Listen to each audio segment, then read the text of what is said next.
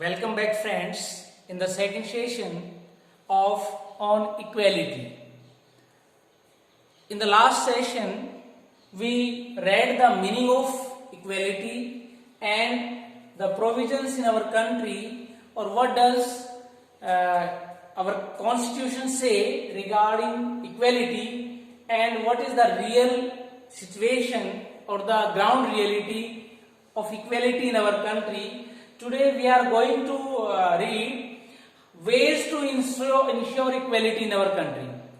हमारे देश में समता या समानता को कैसे सुनिश्चित किया जाता है।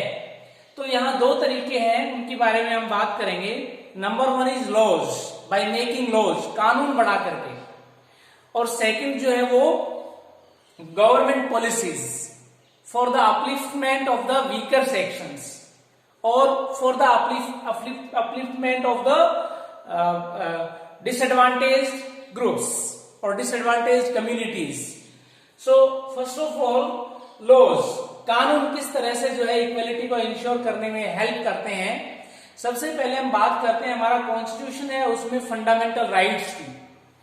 Our constitution provides fundamental rights to each and everyone in our country without any discrimination. These rights are given to each and every one. और इसमें फिर कुछ सेपरेशन, कुछ सेपरेट एक क्लॉज जो है वो लगा रखी है जिससे इक्वलिटी इंश्योर हो। सबसे पहला जो है article 15। Article 15 of our constitution says that everyone is equal. There will be no discrimination on grounds of caste, creed, religion, race, gender, economic background, religious backgrounds, regional backgrounds। किसी भी base पे कोई discrimination नहीं होगा। तो ये जो है हमारा अनुच्छेद 15 जो है आर्टिकल 15 है, ये इंश्योर करता है कि हमारे यहाँ क्या होगी, इक्वलिटी होगी। दूसरा जो है वो है आर्टिकल 17। आर्टिकल 17 जो है अनुच्छेद 17 जो है हमारे देश का, हमारे देश के संविधान का, कॉन्स्टिट्यूशन का, ये कहता है कि बैन ऑन अनटचेबिलिटी। हमारे देश में कास्ट के बेस पे जो बहुत पुराने समय से चली आ रही एक बुराई जो थी, that was an evil in which lower caste people were treated very badly. तो उसको बंद कर दिया है, आर्टिकल 17 ला दिया है। If anyone practice untouchability then it is a punishable offence. जो ऑफेंडर्स हैं, जो ये प्रैक्टिस को एक्सरसाइज में लाते हैं, उनको सजा मिलेगी। देन यूनिवर्सल एडल्ट फ्रेंचाइज, यानी कि हमारे देश में एक ऐसा सिस्टम है जिसमें सब लोगों को जिनकी एज 18 और उसके ऊपर है, राइट टू वोट दिया गया है विदाउट एनी डिस्क्रिमिनेशन। उसको बोलते हैं यूनिवर्सल एडल्ट फ्रेंचाइज।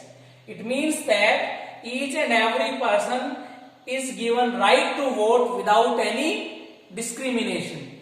चाहे वो किसी भी जाति का हो, किसी धर्म का हो, किसी संप्रदाय का हो, किसी भी बैकग्राउंड से बिलोंग करता हो, उसको राइट टू वोट दिया गया है यदि उसकी एज 18 और 18 से ऊपर है तो। इट मींस पॉलिटिकल इक्वलिटी है। पॉलिटिकल इक्वलिटी की बात करते हैं। Then secularism, our country is a secular country. Our country does not have any official religion. हमारे देश का कोई अपना ऑफिशियल रिलीजन नहीं है। हमारे देश में कोई भी किसी भी धर्म को प्रैक्टिस में ला सकता है। कोई भी अपने धर्म की प्रैक्टिस से यदि सेटिस्फाइड नहीं है तो रिलीजन को चेंज कर सकता है, और उसमें हमारी गवर्नमेंट जो है वो किसी स्पेसिफिक रिलीजन को प्रमोट नहीं करेगी। यानी कि हमारे देश में जो कानून है वो इक्वलिटी को एंश्योर करते हैं। इसमें आपका जो सिलेबस है उसमें दो बहुत ही इंपॉर्टेंट आर्टिकल्स की बात की गई है, article 15 and article 17 of our constitution, which ensures equality and prohibits untouchability, ban on untouchability. उसके बाद यूनिवर्सल एडल्ट फ्रेंचाइज की बात की हमने, और सेक्युलरिज्म, धर्मनिरपेक्षता। ये सारी चीजें कानून है, ये हमारे देश में कानून बना रखे हैं कि कोई भी यदि इन कानूनों को तोड़ता है, कोई भी इनको वायलेट करता है the violators of the will be punished. It is offensible crime. Next is government policies. In our country, government policies are also made to uplift the weaker sections or the disadvantaged communities. जो लोग disadvantage हैं किसी भी कारण से, historical reason हो सकता है उसका, जैसे हमारे देश में लोअर कास्ट के लोग हैं, वो हिस्टोरिकली जो है they were exploited, they were having lack of facilities और they were having no access to the resources. तो ऐसे में कुछ स्पेशल प्रोविजन किए गए ताकि उनको भी सबके बराबर लाया जा सके. इसमें इकोनॉमिक जो बैकग्राउंड है उसको दूर करने के लिए हमने देखा कि इनकम की जो डिस्पैरिटीज हैं, कि कुछ लोग बहुत अमीर हैं, कुछ गरीब हैं, वो गरीबी बहुत ज्यादा गरीब हैं, तो उनको सबके बराबर लाने के लिए वो कास्ट बेस्ड जो है एक सिस्टम हमारी कंट्री में बनाया गया, रिजर्वेशन पॉलिसी. इस रिजर्वेशन पॉलिसी में the people who are from SC, ST और OBC caste, these caste are backward caste, these are disadvantaged caste. तो इन कास्ट के लोगों को जॉब्स में या गवर्नमेंट इंस्टीट्यूशंस है, स्कूल्स हैं, कॉलेजेस हैं, उनमें कुछ रिजर्वेशन दिया गया ताकि ये एजुकेशन लेकर के सबके बराबर आ सकें, और जॉब्स भी दी गई इनको ताकि ये some places are reserve for them, कुछ जगह उन्हीं के लिए फिक्स कर दी कि इसी कास्ट के लोग जो है उसको फॉलो, उस कास्ट के लोगों को ही उसमें लिया जाएगा. तो ये है रिजर्वेशन पॉलिसी. एक हमारे देश में public distribution system. In public distribution system government provides food items on very cheap rates to the people who are economically backward और हु आर इकोनॉमिकली पुअर. आर्थिक रूप से जो गरीब लोग हैं उनको बहुत ही सस्ते में अनाज उपलब्ध करवाया जाता है ताकि उनकी खाने की जो जरूरतें हैं वो पूरी हो सके. इसके साथ साथ एक और पॉलिसी है प्रधानमंत्री आवास योजना. In that scheme the people of poor backgrounds are given houses on very cheap rates. बहुत सस्ते में उनको घर उपलब्ध करवाए जाते हैं. और एक इसमें जो है आपके लेवल की जो है बच्चों के लिए जो शुरू की गई है, that is mid day meal scheme. ये जो मिड डे मील स्कीम है इसमें बच्चों को स्कूल में लंच मिलता है. मिड डे माने डे का जो मिड, डे के जो बीच में आधा दिन जैसे होता है, जैसे आपकी इंटरवल होता है, रिसेस होती है, उसके दौरान जो खाने की व्यवस्था जो है उसको बोलते हैं mid day meal. This scheme was launched in 2001 from Tamil Nadu. Tamil Nadu से शुरू की गई. Basically it is in government schools और state government schools. Mid day meal scheme क्या है? Lunch is provided in the state governments, कहूंगा मैं यहां, in the state government schools to the students. बच्चों को पढ़ाई के साथ साथ खाना भी मिलता है. जो स्टेट गवर्नमेंट के स्कूल्स हैं उनमें, जैसे दिल्ली गवर्नमेंट है, हरियाणा गवर्नमेंट है, पंजाब, जितने भी गवर्नमेंट्स हैं, तमिलनाडु की बात हमने की, वहां सब में जो है बच्चों को मिड डे इंटरवल में खाना मिलता है, लंच मिलता है. इस स्कीम को बोलते हैं मिड डे मील स्कीम. और इस मिड डे मील स्कीम के कुछ फायदे हुए. When mid day meal scheme was introduced in India, some advantages were observed. सबसे पहला फायदा ये हुआ कि इससे अटेंडेंस जो इंक्रीज हुई, अटेंडेंस ऑफ पुअर स्टूडेंट्स, उनकी अटेंडेंस इंक्रीज हुई, यानी कि स्कूल्स में एनरोलमेंट बढ़ गया.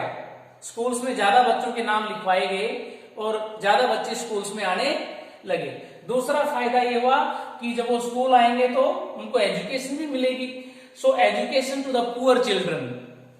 The poor parents who were not able to afford the educational needs of their students or who did not send their children to the school, जो अपने बच्चों को स्कूल नहीं भेजते थे, now they started sending them to the school, और उसकी वजह से उनको एजुकेशन भी मिलने लगी.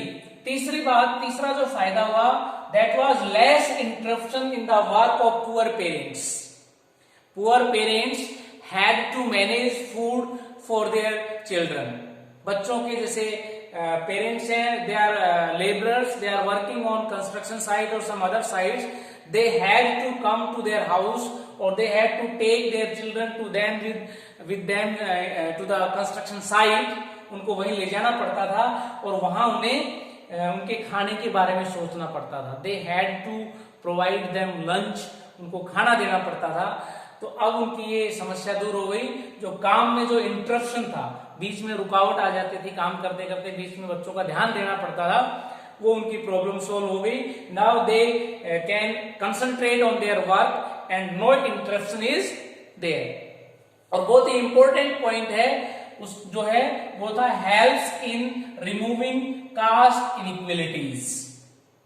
जो सभी बच्चे हैं जो स्कूल में पढ़ते हैं वो एक साथ बैठ करके खाना खाते हैं।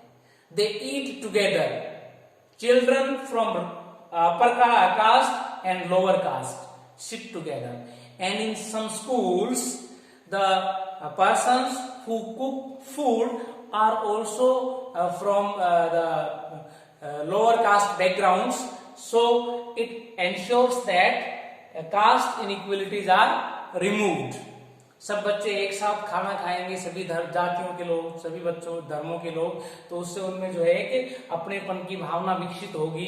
उनमें जो कास्ट को लेकर के एक डिस्क्रिमिनेशन सिस्टम, अनटचेबिलिटी शुरू से चली आ रही थी या चली आ रही है, उसमें कमी आई है। तो ये सारे जो है इसके फायदे हैं मिड डे मील के। तो ये मिड डे मील है, it is very useful policy, it is very it is having very important provisions which ensures equality. Now we see that this is in our country. हमारे देश की बात की हमने, ऐसा नहीं है कि हमारे देश में ही इनइक्वलिटी है, असमानता है। Throughout the world we have so many examples of inequality. बहुत सारे एग्जाम्पल हैं जहां इनइक्वलिटी प्रैक्टिस में लाई जाती है या लाई जाती रही थी, अब उसको डिसकंटिन्यू कर दिया गया है। यहां हम कुछ एग्जांपल्स के थ्रू पढ़ेंगे कि how inequality is there in the world. World की जब हम बात करते हैं तो आपके सिलेबस में कुछ एग्जांपल्स हैं। One is from USA.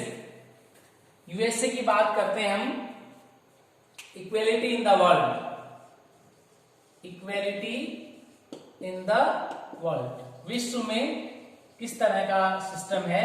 तो इसमें हम यूएसए को लेते हैं, यूनाइटेड स्टेट्स ऑफ अमेरिका।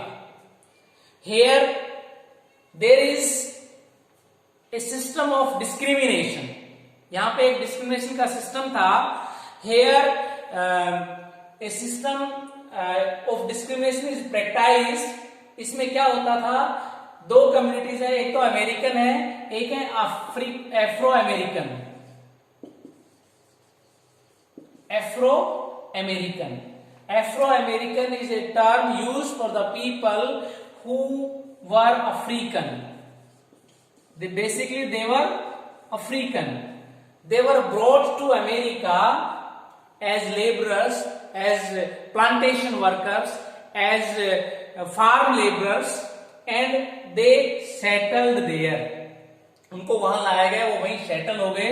उनके जो एंसेस्टर्स वहां आए थे, लेकिन अब वो सेटल हो गए वहीं और वहीं के सिटीजन बन गए हैं।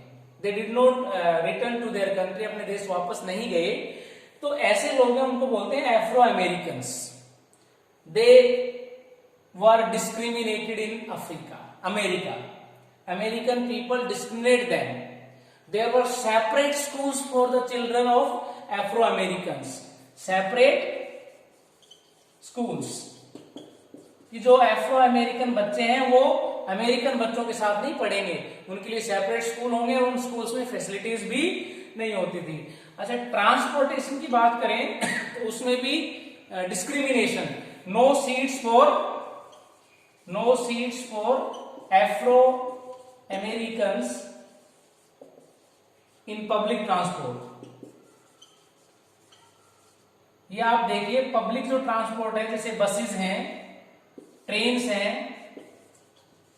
इनमें जो एफ्रो अमेरिकन्स थे उनके लिए कोई सीट नहीं होती थी। If seats are vacant they can occupy, but if an American enters in the bus, they had to leave the seat. तो इस तरह का वहां प्रोविजन था. वहां 1915 का एक एग्जाम्पल है आपकी बुक में, रोसा park. She was an Afro-American. She was traveling in a bus. एक बस में ट्रेवल कर रही थी. When an American enters in the bus, he asked her to leave the seat. She refused to leave the seat. उसने मना कर दिया. और उस दिन के बाद से एक वहां मूवमेंट शुरू हुआ, सिविल राइट मूवमेंट. अपने राइट्स को हासिल करने के लिए इक्वल राइट्स की बात करने लगे. वो इक्वल राइट्स के लिए मूवमेंट शुरू हुआ, जिसमें उन्होंने अमेरिकन्स के बराबर राइट्स की बात की. और वहां पर जो सिविल राइट मूवमेंट, इसको क्या बोलते हैं, civil right movement. Civil right movement, ये जो सिविल राइट मूवमेंट था, इसकी वजह से वहां इक्वेलिटी इंश्योर की गई, सबको इक्वल राइट्स दिए गए. और 1964 में जो रेशियल डिस्क्रिमिनेशन, वहां रेस, अफ्रीकन एक रेस है, अमेरिकन की अलग रेस है, ये ब्लैक, ये व्हाइट, इसके बेस पे डिस्क्रिमिनेशन था. तो 1964 में सबको इक्वेलिटी दी गई. जो ये सेपरेशन पॉलिसी थी उसको प्रोहिबिट किया गया. तो इस तरह से हमने देखा कि केवल हमारे देश में ही ऐसा नहीं है कि हमारे देश में इनइक्वलिटी है. वर्ल्ड में, अफ्रीका में भी जो है अपार्थाइड, ब्लैक एंड व्हाइट के बेस पे डिस्क्रिमिनेशन था. अमेरिका में भी जो है एफ्रो अमेरिकन के साथ डिस्क्रिमिनेशन था. तो इस तरह से हम देखते हैं कि वर्ल्ड लेवल पे बहुत बड़े चैलेंजेस हैं डेमोक्रेसी के सामने. Democracy is facing so many challenges. These are to be overcome with the passage of time. धीरे धीरे जो है स्ट्रगल और जो डिमांड्स हैं उनके बेस पे चेंजेस आ रहे हैं. And in coming future we will see equal societies, we will see equality. So we hope that equal system is followed in each and every country. Discrimination is banned there, so that people can live happily together. Thank you.